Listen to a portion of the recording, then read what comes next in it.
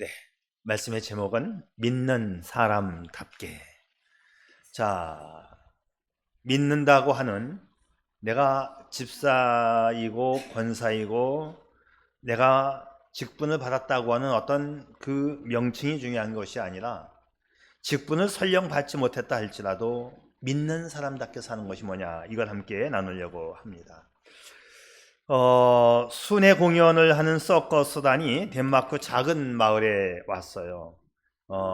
옛날에 우리나라에도 이렇게 이제 서커스단이나 이런 그 단체가 공연을 하려고 이제 이 동네 저 동네 이렇게 다니지 않습니까? 큰 무대를 만들고 천막을 치고 그렇게 공연을 하고, 또 한 동네에서 끝나면 또 다음 동네로 가고 그렇게 했었죠.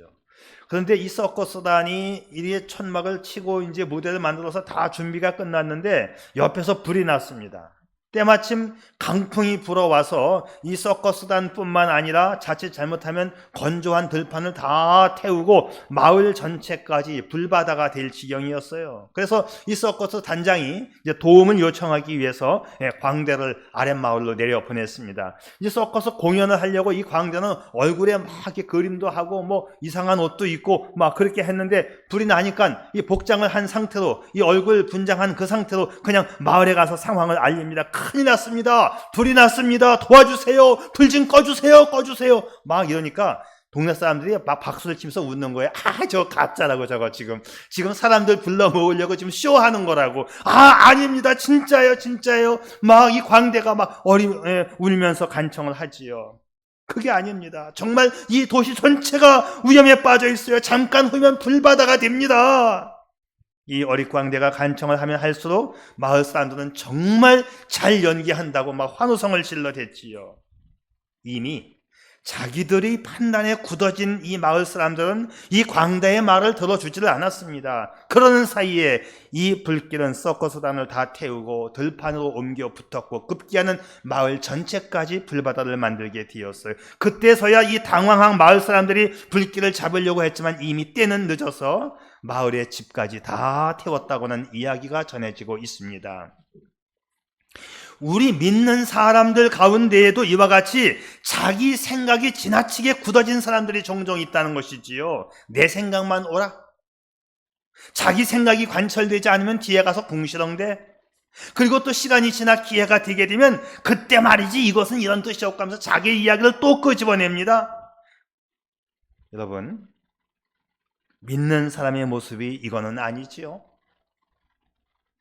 저는 이런 사람들을 볼 때마다 믿는 사람답게 행동했으면 하는 아쉬움이 늘 남습니다. 그래서 오늘 말씀의 제목이 믿는 사람답게. 내가 오늘 교회에 왔으니까 믿는다. 아니, 교회에 온 건 정말 잘했습니다만은 정말 우리가 교회를 떠나가면 그 밖에서도 믿는 사람답게 내가 생활을 하고 있는지. 언젠가 한국 교회를 평가하는 어느 목사님들의 모임에서 한국 교회의 문제점 중에 하나가 교회 안에 너무나 명목상 그리스도인들이 많다는 그런 판단을 내리게 됩니다. 이름뿐인 교인들, 진짜가 아닌 명목상의 교인들이 지나치게 많다는 것이지요. 교회는 나오고 있는데 구원의 문제도 해결하지 못했고 삶이 변화되지 않는 교인들이 너무나 많다는 것이지요. 주일날 어김없이 교회에 옵니다. 예배에 참여합니다. 그리고 월요일이 되면 어김없이 신앙과는 전혀 상관없이 세상에서 그냥 바쁘게 분주하게, 세상 일이 너무나 바빠요.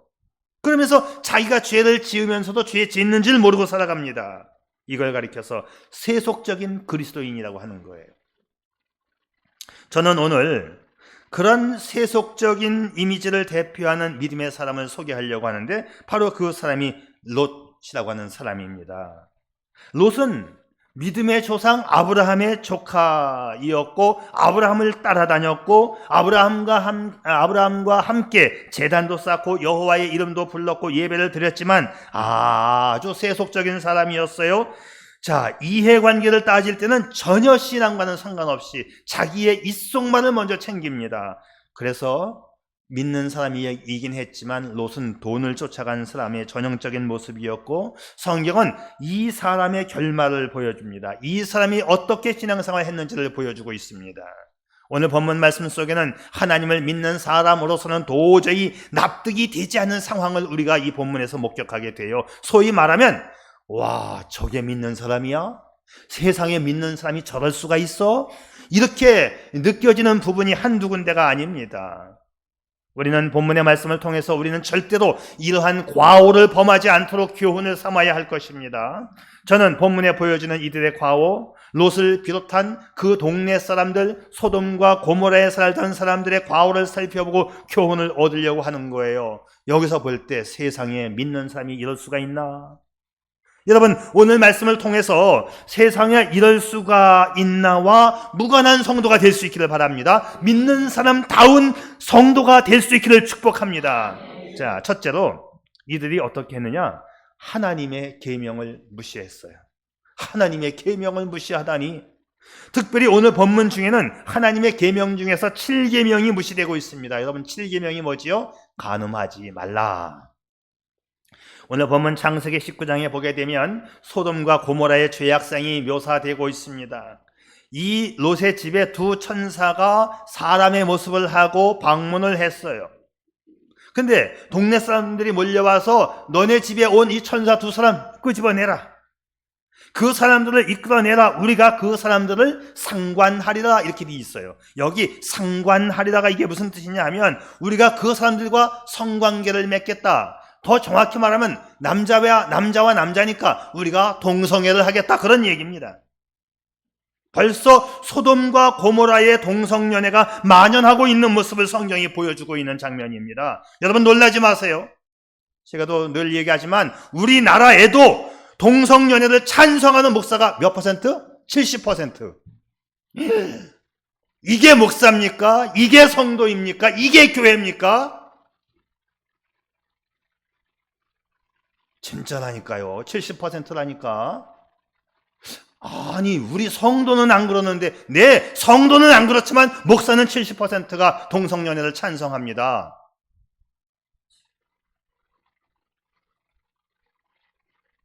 정확한 통계예요.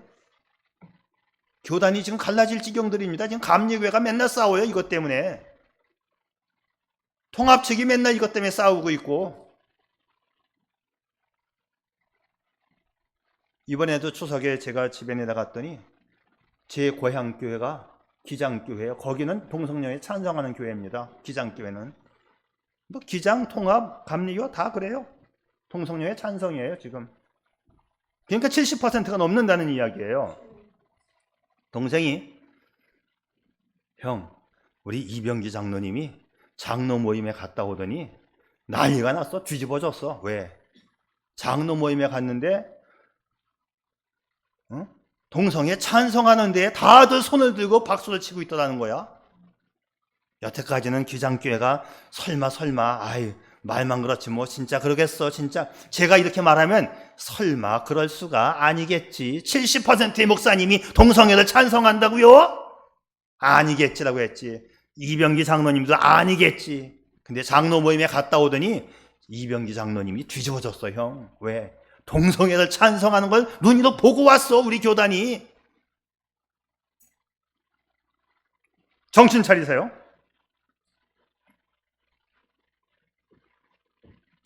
자, 그런데 말이죠. 동성애를 조장하고 있어요. 자, 여기서 이 8절 말씀, 우리 아까 제가 12절부터 읽었는데 사실은 19장을 다 읽어야 되는데 시간이 너무 많이 지나갈까봐 다 읽지는 못했어요. 8절 말씀을 보게 되면 롯의 반응이 아주 저를 실망시킵니다. 롯의 반응, 8절. 내게 남자를 가까이 아니한 두 딸이 있노라. 청컨대 내가 그들을 너희에게로 이끌어내리니 너희 눈에 좋은 대로 그들에게 행하라. 아니, 동성연애 하지 말고 우리 집에 온 손님은 그냥 내버려 두고 내 처녀 딸 둘이 있으니 내 딸들을 내줄 테니까 내 딸들과 성관계를 맺어라, 그 말이잖아요. 지금 이게 8절 말씀이. 이게 성경에 있는 내용이고 소돔과 고모라 지역에 있었던 내용이에요. 지금 자기 딸들을 성적 타락의 현장으로 내놓을 수 있었던 사람 롯, 이미 세속적 이미지를 지니고 있었던 사람이 있죠. 이게 믿는 사람인가요? 이게 믿음의 조상의 아브라함의 조카인가요? 하나님은 더 이상 이 동네 사람들 소돔과 고모라의 죄악의 모습을 그대로 지켜볼 수가 없어서 하나님은 이 도시에 대한 심판을 작정하십니다.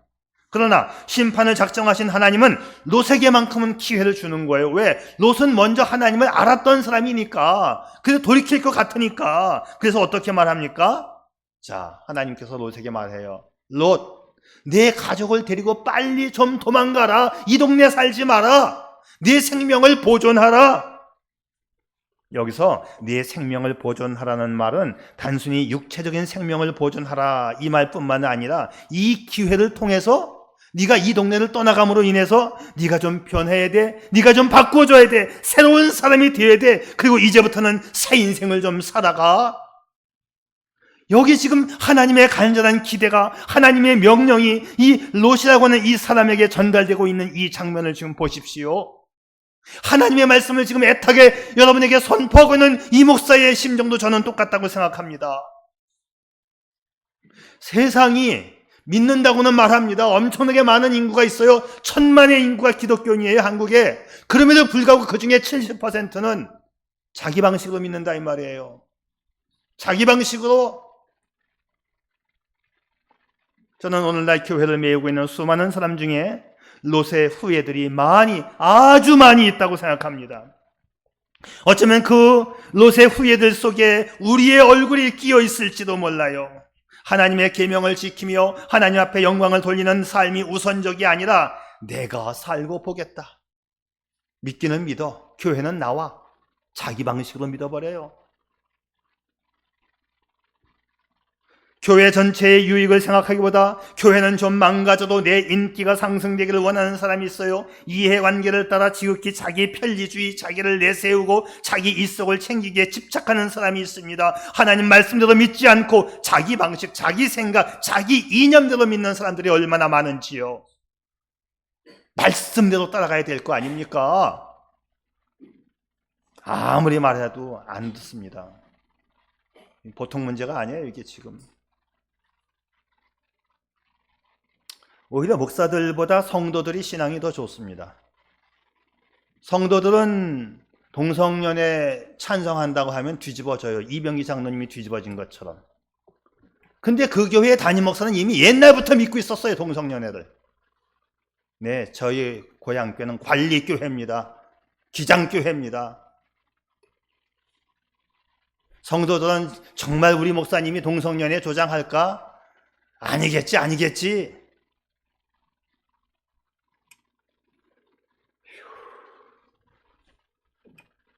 보통의 문제가 아니에요, 이게 지금. 자, 오늘 우리는 이 롯의 교훈을 통해서, 하나님 말씀을 통해서 내가 바로 세워져야 하고 하나님 말씀으로 내가 변화를 받아야 하고 세상과 나는 간 곳 없고 오직 구속한 주님만 우리 삶에 나타날 수 있기를 바랍니다. 여러분의 삶 속에서 하나님의 계명이 무시되지 않기를 바랍니다. 하나님의 말씀이 당신의 삶의 우선시 되고 그 말씀이 인도되어지는 대로 따라가는 믿음의 삶이 될 수 있기를 축복합니다. 두 번째, 하나님의 말씀을 농담으로 여기다니. 하나님 말씀을 농담으로 여겼다. 자, 우리가 하나님의 말씀을 진지하게 받아들이는 것은 우리의 신앙생활을 지탱하고 유지하는 데 있어서 중요한 요소가 아닐 수 없지요. 그러나 우리가 하나님 말씀을 한낱 농담으로 헤이 그럴까? 이게 농담으로 받는 거예요. 그럴까? 이거는 신앙인으로서의 정체성을 상실한 것입니다. 여러분, 사람이 언제 가장 진지해질 수 있다고 생각해요? 가장 진지한 순간은 죽음 앞에서 아닐까요? 죽음 앞에서. 그래서 말이죠, 우리 기독교적 신앙을 가리켜서 종말론적 신앙이어야 한다 이렇게 말합니다. 종말론적. 시대가 끝났다는 생각으로 세상을 살아가라.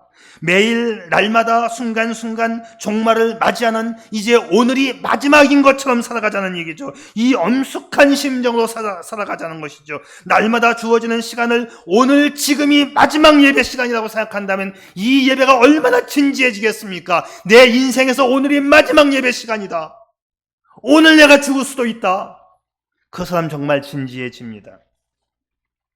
이게 종말론적 신앙이라고 하는 거예요. 죽음을 생각하면서 종말을 기다리면서 살아가는 것. 제가 어느 간증집에서 읽은 책인데 아주 깊은 간증, 아주 감동을 받은 간증의 내용인데요. 이분이 건강이 안 좋아서 병원에 가서 검사를 했는데 다시 재검진을 하라고 하더니 그냥 입원을 하라고 하더라요. 이제 뭔지 알겠죠? 이 정도면. 그래 이제 병원에 입원을 하고 있는데 식구들이 복도에서 소곤소곤 이야기하는 게 병실에 있는 자기 귀에 들려왔어요. 우연히 자기의 병세와 병명을 알게 됐습니다. 식구끼리 쏘곤쏘곤대는 이 병, 이 무슨 병일까요? 한 글자. 네, 그거예요, 그거. 6개월 시한부. 그 처음에는 당황을 했어요. 내가 그렇다고? 내가 이제 6개월 후에 죽는다고? 당황을 했지만 올 게 왔구나. 그래도 이 사람이 믿음의 사람이었기 때문에 아주 냉철하게 마음을 먹고 올 게 왔다면 받아들여야지. 이제 자기의 죽음을 준비하기 시작했습니다. 근데 이제 6개월 남았다고 생각하니까 죽기 전에 신앙생활이나 제대로 한번 해보자. 그래서 하나님 앞에 진지하게 매달리는 겁니다. 적당히 교회에 왔다 갔다 하고 그냥 나만을 위해서 예수 믿고 나만을 위해서 기도하고 교회는 왔지만 다른 사람에 대해서는 신경도 안 쓰고 예배만 드리고 또 밖으로 나가면 일주일 내내 세상에 파묻혀 살고 그렇게 평생을 살아왔던 그가 6개월 남은 자신의 인생을 생각하니까 얼마나 진지하게 하나님을 믿고 싶어지던지요.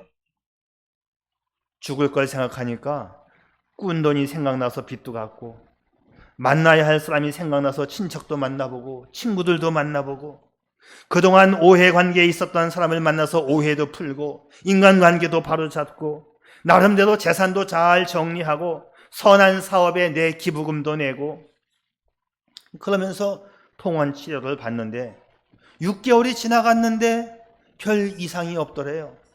할렐루야. 의사들도 깜짝 놀랐습니다. 분명히 있던 암세포가 싹 말라서 없어져 버렸어요. 기분 좋게 사니까 암이 치유된 줄 믿으시길 바랍니다. 그래서 옆에서 그 얘기를 듣고 있던 사람이 집사님, 지난 6개월 동안 돈도 많이 쓰고 그랬는데 후회되지 않아요? 근데 이분의 대답이 아주 감동적입니다. 집사님, 제가 돌이켜보면 지난 6개월처럼 진지하게 인생을 살아온 때가 없었습니다. 이 마음으로 나머지 인생도 살고 싶어요. 여러분, 죽음 앞에서 인생은 진지해지는 거 아니겠습니까? 오늘 본문에 나와 있는 이 롯이 자기네 동네 소돔과 고모라라고 하는 이 동네에 하나님의 심판의 메시지가 떨어지고 있는 걸 들었잖아요. 롯은 믿었습니다. 그 심판을 믿었어요. 왜냐하면 이 사람이 어느 정도 신앙적인 배경이 있었고 자기의 삼촌 아브라함을 통해서 배웠기 때문이지요. 그래서 롯은 자기 가족들에게 하나님의 심판의 말씀을 전달합니다. 하나님이 우리 동네에 심판을 결정하셨다. 14절 말씀을 보면 롯이 그 딸과 사위들에게 하나님의 심판이 임박했음을 설명합니다. 그런데 그 심판의 메시지를 들은 사위들이 또 아주 가오간이 아니에요. 사위들의 말 같이 읽겠어요. 14절 다 같이 읽어봐요. 시작. 롯이 나가서 그 딸들과 결혼할 사위들에게 말하여 이르되 여호와께서 이 성을 멸하실 터이니 너희는 일어나 이곳에서 떠나라 하되 그의 사위들이 농담으로 여겼더라. 농담으로 여겼더라. 하나님의 말씀을 농담으로 여겼다. 이게 믿는 사람입니까? 우리가 신앙생활을 오래 했음에도 불구하고 변하지 않는 그 이유는 아마도 그 사람의 내면 속에 하나님의 말씀을 너무나 가볍게 여겼기 때문은 아닐까요? 거의 농담 수준으로 설마 우리나라의 동성애를 인정하는 교단이 70%나 된다고? 설마 말씀에 대한 진지한 반응이 없었다는 것이죠. 하나님의 말씀을 진지하게 들을 수 있기를 바랍니다. 강단에서 선포되어지는 말씀 앞에 아멘으로 순종하고 행함이 있기를 축복합니다. 대단히 죄송스러운 말씀, 그러나 사실적인 말씀인데요. 목회자의 설교를 비판하는 사람 치고 신앙생활 제대로 하는 사람 보지 못했습니다. 물론 잘못하는 설교에 대해서는 여러분이 비판할 수 있어요. 그리고 다시 모르는 것에 대해서는, 이상한 것에 대해서는 저한테 와서 따져 물을 수 있어요. 저는 그건 지극히 잘하는 거라고 저는 칭찬하고 싶어요.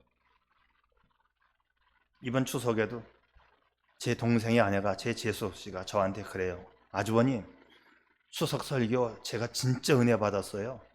근데 제가 지난주에 우리 목사님한테 가가지고 목사님 설교를 잘못한 것 같다고 제가 좀 질문을 좀 했거든요. 근데 목사님 얼굴이 빨개지고 우락부락 하면서 딴 말을 막 해요. 이거 이렇게 설교해도 되는 부분이에요? 그리고 재수 씨가 묻더라고요. 뭔데? 어디요? 보니까 그건 이런 부분인데 그렇게 설명하면 안 되는 거지. 그것도 또 구원에 관련된 거. 구원은 은혜와 믿음으로 받는다는 거 다 알고 있잖아요, 우리는. 근데 행함으로 구원받는다고 설교하고 본문이 엉뚱한데 딴 데로 읽고 좀 막 그냥 성경책 전체로 막 왔다리 갔다리 막 하면서 설교를 했다는 거예요. 그러니까 원고도 없고 내용도 왔다 갔다 하고 본문과는 전혀 무관한 설교. 그래서 질문을 했더니 딴소리를 하더라. 그래서 참 우리 재수 씨가 그걸 파악할 정도가 됐고 그것 때문에 고민스러워 담임 목사님에게 질문을 했고 나한테 묻는 걸 보니 참 내가 고맙다고, 그런 믿음을 가진 게 좋은 거라고 제가 그렇게 이야기를 했죠. 그런데 정당하게 선포되어지는 말씀이 정말 그럴까? 설교의 말씀을, 하나님 말씀을 농담 수준으로 진짜 그럴까라고 듣는 사람들 신앙생활 제대로 할 수가 없는 것입니다. 제가 목회를 하면서 보게 되면 하나님 말씀 앞에 진지하게 접근하고 말씀 공부하는 사람들은 다 변합니다. 그런데 하나님 말씀을 농담 정도로, 하나의 교훈 정도로 생각하는 사람은 교회에 골백번 나온다 할지라도 전혀 변화가 없는 것입니다. 하나님 말씀 앞에 여러분의 삶이 변화될 수 있기를 바랍니다. 하나님의 말씀이 여러분의 가슴에서 녹아지고 삶에서 우러나와질 수 있기를 바랍니다. 미국의 석유왕 누구죠? 미국의 가장 부자 록펠러. 록펠러 어머니의 10계명이 있었죠. 옛날에 서점수 권사님이 그 10계명 내용 좀 다시 한번 저한테 주세요. 그래서 제가 서점수 권사님한테 10계명, 록펠러의 10계명을 제가 뽑아준 적이 있었는데 그때는 사실 제가 내용 하나를 살짝 바꿨습니다. 요 내용을 바꿨어요. 목사님을 하나님 다음으로 생각하라. 이걸 다른 말로 제가 바꿨어요. 차마 이건 그냥 내가 줄 수가 없겠더라고요. 사실 목회자가 하나님 다음은 아닙니다. 그런데 아마 록펠러 어머니는 밑에 있는 성경 구절, 말씀을 가르치는 자를 배나 존경하라, 이 말씀 때문에 자신의 아들에게 줄 때는 목사님을 하나님 다음으로 생각하라 라고 주었던 것 같아요. 목회자도 여러분하고 똑같습니다. 그런데 목회자를 존경하지 않으면 신앙이 성장하지 않기 때문에 그랬을 거예요. 존경하지 않는 목회자가 전하는 말씀이 은혜가 될 리가 없지요. 결국은 자신의 믿음이 황폐해지기 때문에 록펠러 어머니는 목회자를 하나님 다음으로 생각해 줬으면 좋겠다 아들아, 그렇게 했던 거지요. 우리 정말 하나님 말씀 앞에 진지해져야 하는 것이죠. 하나님 말씀을 농담으로 생각한다면 우리가 왜 교회에 나옵니까? 왜 설교 말씀을 듣는 거예요? 한 번은 유명한 빌리그램 목사님이 하나님의 심판, 다가오는 하나님의 심판에 대해서 책을 쓰려고 이제 원고를 다 끝냈어요. 원고 작성이 끝난 다음에 자기 부인 루스 그레함 여사에게 이 연고 좀 한번 읽어보세요. 그래서 당신이 어떻게 생각하는지, 하나님의 심판이 있을 수 있다고 당신도 믿어요? 부인이 대답을 해요. 그 대답을 빌리그램 목사님이 평생 잊을 수 없다고 합니다. 하나님의 심판에 대한 책에 대한 내용을 자기 부인이 먼저 읽고 하는 말, 만약 하나님이 이 시대 사람들의 죄악성에 대해서, 이 시대 사람들의 죄악에 대해서 하나님이 심판하지 않는다면 하나님은 그 옛날 소돔과 고모라 사람들에게 사과를 하셔야 된다. 그때나 지금이나 똑같다는 얘기지요. 우리 시대의 죄악이 얼마나 깊고 어두웠으면 소돔과 고모라와 비등하다고 말을 했을까요? 여러분, 하나님의 심판을 믿습니까? 역사의 심판을 믿습니까? 인류 역사의 심판까지는 아니라 할지라도 한 세상을 살아가면서 창조주 하나님 앞에 서서 우리 삶을 결산하는 그날, 나를 심판하시는 하나님은 살아계시고 내가 그 심판당할 그날은 반드시 오고 있다. 이 종말론적인 신앙생활을 우리가 해나갈 때 나의 모든 생각, 나의 모든 언어, 나의 모든 삶의 행동들이 마침내 결산되고 마침내 심판되고 말 것이다. 이 믿음으로 살아간다면 우리 삶이 좀 더 진지해지지 않을까요? 우리가 어떻게 변화될 수 있을까요? 다른 거 없지요. 하나님 말씀을 진지하게 받아들이고 진지하게 반응하면 되는 거예요. 그런데 요즘에 자꾸 하나님 말씀을 진지하게 받아들이지 않습니다. 말씀에 대해서 말이죠, 신학자들이 자꾸 이상한 쪽으로 파헤쳐요. 박사님들이. 그리고 그걸 목사들에게 가르쳐요. 그렇게. 에이, 진짜일까? 이미 사탄이 신학 교수들의 머릿속에 그렇게 만들어 놨기 때문에 이거 목회자들 모인 데 가서 제가 아무리 떠들어도요 잘 안 통합니다. 10명 중에 서너 명만 통해요. 이게 신학계의 목회자 현실의 현실이라고요. 지금 한국교회는 그래도 나은 거예요. 미국이나 유럽에 가면 99%입니다. 뭐라고요? 성경 말씀은 엊그저께 막 유튜브에서 보니까는 머리 빡빡 깎은 누구죠? 그 기독교 비판하는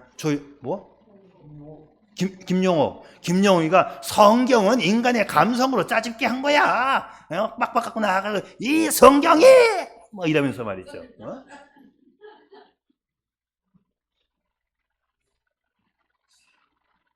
근데 그걸 똑같이 신학교에 가르치고 또 그렇게 가르친다니까요. 지금도 70% 우리나라 신학교 70%, 세계적으로는 90% 이상 짜집기 문서, 좋은 말로 말하면 편집되었다. J 문서가 있고 P 문서가 있고 D 문서가 있다. 여기서 짜집기 저기서 짜집기 뭉쳐놓은 게 성경이다.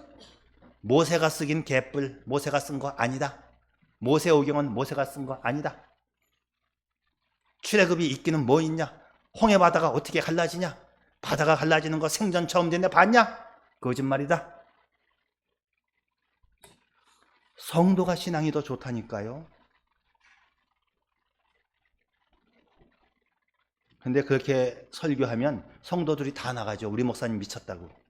그러니까는 그 말을 야곱야곱 하는 거예요. 그래서 야곱야곱 중에 하나만 오늘 설명하고 넘어갈게요. 어떻게 야곱야곱이냐? 굉장히 포장을 해서 말을 해요. 성경을 이 시대에 맞게 재해석해야 한다. 오늘 이 시대 사람들이 잘 이해하고 잘 신앙생활을 할 수 있도록 성경 2000년 전, 3000년 전에 쓰여진 성경을 시대에 맞게 재포장해서 재해석해서 우리 가운데 적용하자. 이게 뭐가 잘못됐냐? 얼핏 들으면 맞는 것 같죠? 재포장, 재해석이라는 말 속에 이미 진리는 없어져 버린 거예요. 재해석이라는 말로 포장해서 가르칩니다. 하나님 말씀을 농담으로 듣다니 어찌 믿는 사람이 이럴 수가. 다른 것은 다 몰라도 하나님의 말씀은 사실 그대로 진리의 말씀으로 믿으시기를 축복합니다. 세 번째, 하나님의 사랑마저 무시했죠. 성경을 읽다 보면 하나님이 우리의 구원을 간절히 촉구하십니다. 구원받으라고, 너희들 회개하라고, 그래야 산다고. 하나님께서 우리에게 회개를 요청하시면서 오시는 이 방법이 정말 회개하라, 정말 구원받아야 한다. 근데 하나님이 그렇게 쉽게 말하지 않아요. 정말 하나님은 강권적으로 말씀하십니다. 강권적으로.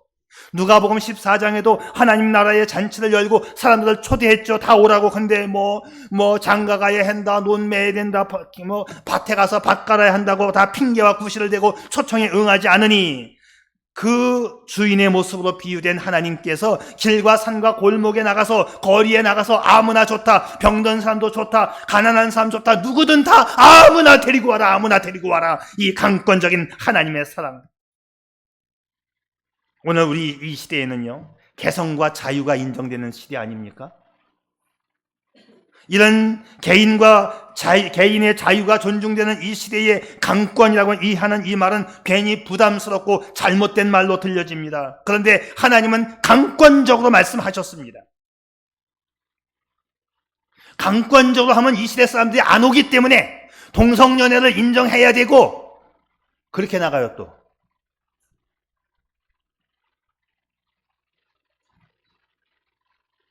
그냥 성경이 다 망가져 버리는 거예요. 그냥.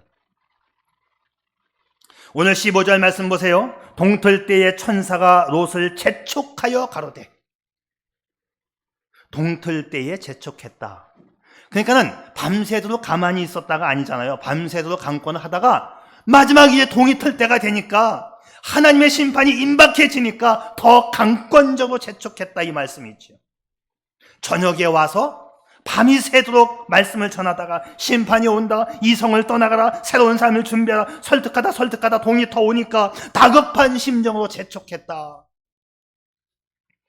이게 바로 강권이지요.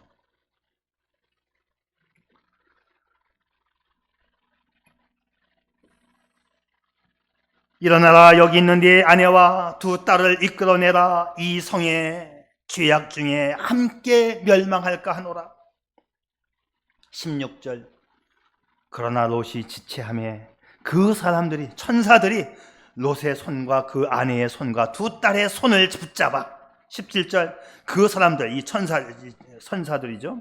그들을 밖으로 끌어낸 후에 강권하여 끌어내고, 이렇게 되어 있어요. 16절 마지막 부분에서 특별히 주목해야 할 단어가 있는데요. 여호와께서 그에게 자비를 더하셨다. 이 자비가 뭐죠? 이게 사랑입니다. 이것은 바로 하나님의 사랑이었다. 강권적으로 끄집어낸 것이 강압적인 게 아니고 이게 하나님의 사랑이었다고 성경은 말씀하고 있습니다. 나오지 않으면 안 되니까, 그 동네에 머물러 있으면 안 되니까, 나와라 안 나오니까 끄집어냈다. 강권적으로 끄집어냈다. 이게 하나님의 사랑입니다. 자, 그러면 말이죠, 우리가 전도를 할 때에도 좀 더 강권적으로 전도할 필요가 있지 않습니까? 예수 안 믿으면 지옥 가는 거 안다면 우리가 강권적으로 멱살 붙잡고라도 교회로 데리고 와야 되는 거 아니에요. 이게 하나님의 사랑이니까, 결과적으로 그들을 위한 것이니까. 주님이 사랑하시기 때문에 회개하라고, 바꾸어치라고, 이대로 살면 안 된다고, 하나님의 심판이 온다고 강권적으로 말할 필요가 있는 것이지요.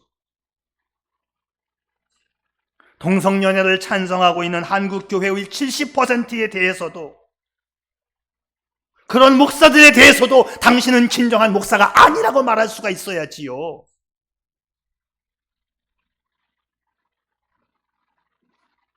여러분, 전도할 때도 강권적으로 할 수 있기를 바랍니다. 내가 강권적으로 전도한 그 사람이 천국 가면 말할 거예요. 이렇게 좋은 곳이기에 친구 자네가 나를 강권했구나. 그때 그들은 감격할 것입니다. 혹시나 여러분 가운데 오늘 끌려 나와서 예수 믿게 된 분 있나요? 오늘 좀 억지로 교회 나오신 분들 있나요? 천국 가면 알 겁니다. 감사하게 될 겁니다. 오늘 본문에도 저녁에 갑자기 어떤 이상한 손님들이 찾아왔잖아요. 그리고 하는 말이, 저녁부터 밤이 새도록 하는 말이 심판이 온다고. 처음에는 그 말을 들었을 때 불쾌하게 들었을 거예요. 뭔 소리야. 소돔과 고모라는 잘 살았잖아요. 좋은 동네잖아요. 잘 사는 동네. 뭔 소리요? 이렇게 잘 살고 있는데 무슨 심판이요?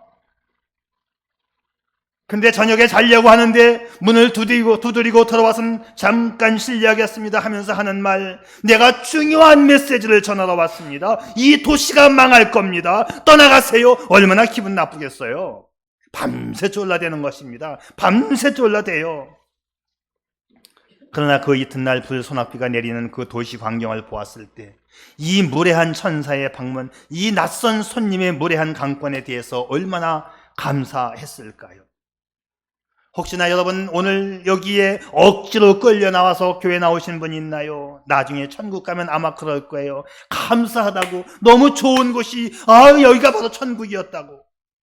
그리고 만약 그 강권을 거절한 사람이 있다면, 그래서 하나님 나라에 들어가지 못한 사람이 있다면, 그는 지옥의 영원한 불꽃 가운데서 땅을 치면서 후회하겠지요. 왜 그때 나를 좀 더 강권적으로 끌어내지 않았냐고, 왜 심판이 있다고 말하지 않았냐고, 왜 내 삶을 결산하는 그날이 있다고 말하지 않았느냐고, 왜 그때 나를 강권하여 끌어내지 않았느냐고. 김 집사님, 박 집사님, 왜 나를 강권하지 않았어요? 여보, 왜 당신만 천당 가고 나를 강권하지 않았어요? 여러분, 이 강권이 필요한 것입니다. 강권. 제가 살던 워싱턴 근교에 아주 유명한 동굴이 하나 있어요. 한국에서 오는 사람들이 있으면 제가 꼭 모시고 가죠. 근데 어떤 때는 동굴 그러니까는 괜찮냐고, 얼마나 가냐고, 좀 멀다고, 그냥 여기서 그냥 밥이나 사 먹지 그래서 제가 강권해서 데리고 가지요. 동굴을 구경하고 나와서 한결같이 하는 소리가 있어요. 야, 정말 멋있다. 야, 정말 멋있다. 한국에 있는 고수동굴이 병아리 같다면 이거는 날개를 활짝 편 공작새 100마리와 같다고 말이지. 볼만하기 때문에 강권적으로 제가 데리고 간 거 아닙니까? 인생 살다 보면 결정해야 할 일이 참 많아요. 그렇지만 반드시 결정해야 할 게 있습니다. 회개의 결정, 구원의 결정, 미루시면 안 됩니다. 빠르면 빠를수록 좋은 것입니다. 왜냐하면 사람이 내일 일을 모르기 때문에. 너희는 내일 일을 자랑하지 말라. 하루 사이에 무슨 일이 일어날는지 알지 못하느니라. 주께서 우리의 영혼을 구원하시고 우리를 새롭게 하시기 위하여 그분이 먼저 십자가에서 자신의 목숨을 내어주시고 구원의 길을 열어주셨지요. 누구든지 내 대신 피 흘려 돌아가신 예수 그리스도를 나의 구세주와 주님으로 영접하고 고백하고 그분을 따라 믿음의 길을 떠나기로 결심한 사람들에게만 이 구원의 은혜가 베풀어지는 것입니다. 이 구원의 은혜가 여러분의 것이 되기를 바랍니다. 믿는 사람답게 살 수 있기를 바랍니다. 믿음의 은총이 여러분의 것이 될 수 있기를 축복합니다. 아멘. 기도하죠.